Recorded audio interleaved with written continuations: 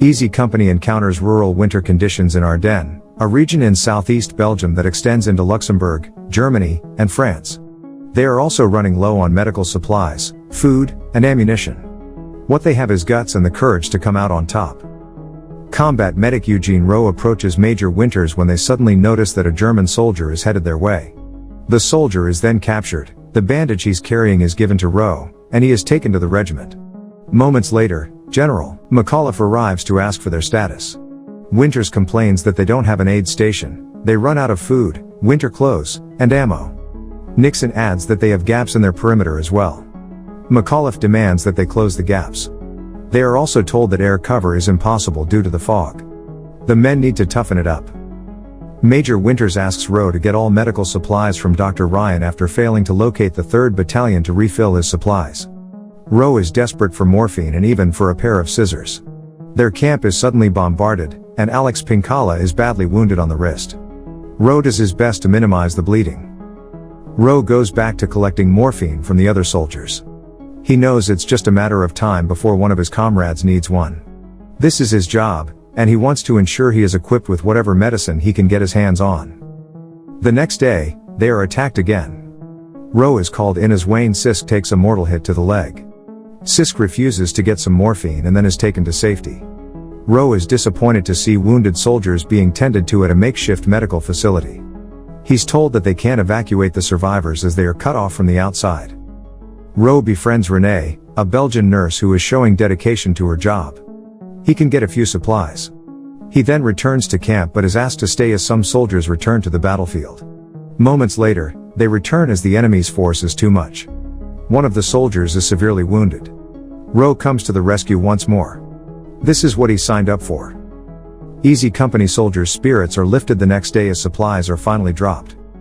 General McAuliffe sent a message to the team that they were being asked by the Germans to surrender as they were being surrounded. The team laughs it off as they are committed to standing their ground. The next day, the team is surprised by a bombing raid that kills several soldiers. This attack killed Renee as well. Soon, supplies flow again, and the wounded are evacuated. The team holds the line near Foy, Belgium, and in the process, loses several men.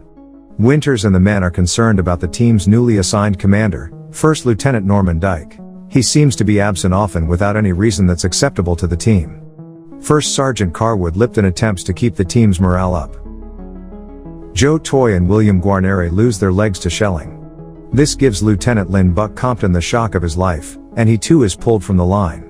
During the assault on Foy, Dyke fails to effectively lead Easy Company, and Winters orders Spires to relieve him. Victorious, the team takes shelter in a church where Lipton is told he has been given a field commission as a second lieutenant. Spires is officially assigned command of Easy. Fresh from the combat zone, the team is now in Haguenau. They are still in the process of adjusting to life away from the battlefield. The team gives a cold welcome to Private David Webster, who did not escape from the hospital to be a part of the company again like many others. Fresh from West Point, a United States military academy, new replacement Second Lieutenant Henry Jones is now part of the team. Webster and Jones work hand in hand in a night patrol across the river to fetch prisoners for interrogation, which gains them some respect. Winters is promoted to major, Lipton's commission becomes official, and Henry Jones is promoted to the first lieutenant and transferred to the regimental staff. April 11, 1945. Thalheim, Germany. Major Winters informs Captain Lewis Nixon that he's been demoted as the latter scrounges for his favored whiskey. He'll be transferred to Battalion S3. This seems not to bother Nixon, who is more concerned about what to tell the parents of the soldiers who died in the field. Winters tells him to tell the parents that their children died as heroes. As the Allies move into Germany and the war comes closer to an end, disillusionment and anger set in for Easy Company. Webster cusses at the prisoners, expressing his anger for being halfway around the world to fight in the war. Winters demands to send a patrol to the nearby village and clear the woods. Sergeant Denver Bull Randleman and his team start sweeping the woods when they stumble onto a concentration camp abandoned by the German military. Perconti is sent back to look for Major Winters. Perconti has a hard time explaining what he saw. Winters and his men immediately proceed to the site. What awaits them is something that will haunt them for life. Prisoners by the hundreds are inside a fence with barbed wires. Upon entering the camp, Winters and his men witness the brutality of the war.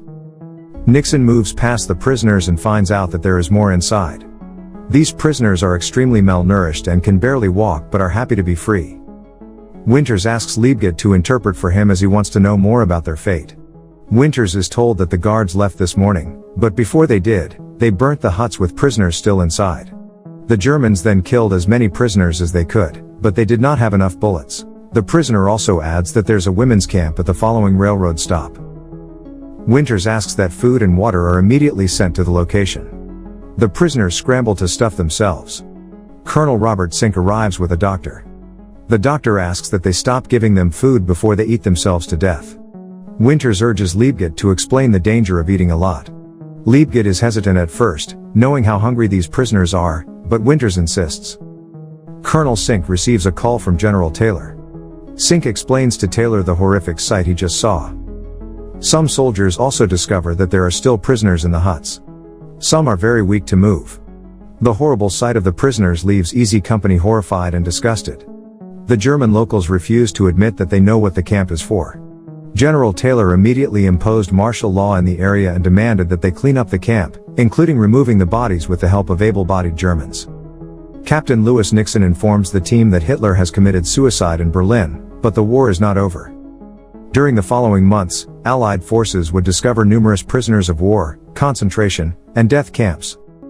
July 1945. This episode is narrated by Winters, who shares that it's been 3 years since he and Nixon joined the paratroopers and over a year since they went to war. Winters is about to go on a morning swim when Nixon joins him. He hands over a parcel containing photos of the 506th Parachute Infantry Regiment to which Easy Company belongs. Nixon asks what Winters' plan is now that the war is basically over. Winters admits that he just discussed with Colonel Sink the possibility of him staying. Nixon offers that Winters work with him at a family business back in the US. Winters promises to give it a thought. Winters gives details on how the team manages to capture Berchtesgaden, the Nazi Party's symbolic home where the remaining loyalists of Hitler were hiding, mounted a guerrilla resistance against the Allied forces. That is also the team's gateway to the Eagle's Nest. This Nazi-constructed building served as a surprise birthday present for the German dictator. Easy Company uses hand grenades to clear the roads blocked by the Germans. The team eventually captures the Eagle's Nest in Berchtesgaden with little resistance. They then find a massive collection of liquor at Hermann Göring's house. Göring was a German politician, military leader, and convicted war criminal. He was one of the most influential figures in the Nazi Party. Winters allow the company to celebrate and reward them for a well-done job. Inside the house are 10,000 bottles of the most delicate liquor, wine, and champagne. The day the team discovers the collection is when the war ended in Europe. That indeed calls for a celebration. Winters informs the team that they can take whatever they want, and each company can take a truckload. The team would be leaving for Austria in the morning. The war's end in Europe is announced as the team arrives in Austria. The soldiers are warmly welcomed by the locals. Before they could settle in, Easy Company was prepared by Winters for the possibility of being deployed in Japan. The team is shown footage of the war in Japan to encourage them to sign up when needed. He wants the team to be ready to fight. He then asks the team to start training. Soldiers with enough points do not have to stay and be sent to Japan. Once they reach 85 points, they can be discharged. During a military formation to celebrate the World War II D-Day invasion of Normandy, an officer announces that one man from each company will be sent home via lottery. Sergeant Darrell Powers wins the lottery for Easy Company. The officer then adds that the 101st Airborne Division, which Easy Company is a part of, will be redeployed to the Pacific. They are then told that the training for the war begins tomorrow. Sergeant Darrell Powers emotionally bids goodbye to Winters before heading home. 2 days later, the truck that he was on met an accident that seriously injured the sergeant. Major Winters applies for a transfer to the Pacific Theater. It's the theater of World War II that is currently fought in Asia, the Pacific Ocean, the Indian Ocean, and Oceania. He is asked about his failures and accomplishments when assigned to different locations. The interview brings back bad and good memories as he describes the challenges he had to overcome. When the interview is over, the officer in charge tells him his men have earned the right to keep him around. 3 soldiers go to a mountain to hunt a possible Nazi member. The 2 soldiers are arguing about the decision that they are about to make. They break into his house, take him out, and execute him. 2 soldiers are in a jeep when a truck heading their way loses a cargo and hits their vehicle. Private Janovec died during the accident. He only needed 10 points before he could have been discharged. This, among other insignificant events, upsets Major Winters as the war in Germany is already over, and the enemy has surrendered, but his men are still dying. He does not like the idea that young men like Private Janovec are stuck and unable to go home and see their families just because they did not have enough points to qualify for discharge. Because the soldiers have enough time, weapons, and alcohol, deaths unrelated to war happen. One soldier is even shot in the head after an argument. The suspect is taken into custody and is almost shot at point blank by an angry officer. Winters is told by an officer that Easy Company will need a commanding officer post-war to prevent the men from killing one another. The team needs someone who knows them and who can control them. They are too valuable to be left on their own and, in the process, hurt each other. Over a company baseball game, Winters narrates the fates of some men playing in it. Buck Compton became a prosecutor in Los Angeles. David Webster became a writer and went missing in 1961. Johnny Martin started his own company. George Lewes became a handyman in Providence. Dr. Rowe died in Louisiana in 1998. Frank Perconti returned to Chicago and worked a postal route as a mailman. Joe Liebgett returned to San Francisco and drove his cab. Bull Randleman works in an earth-moving business in Arkansas. Alton Moore was killed in a car accident.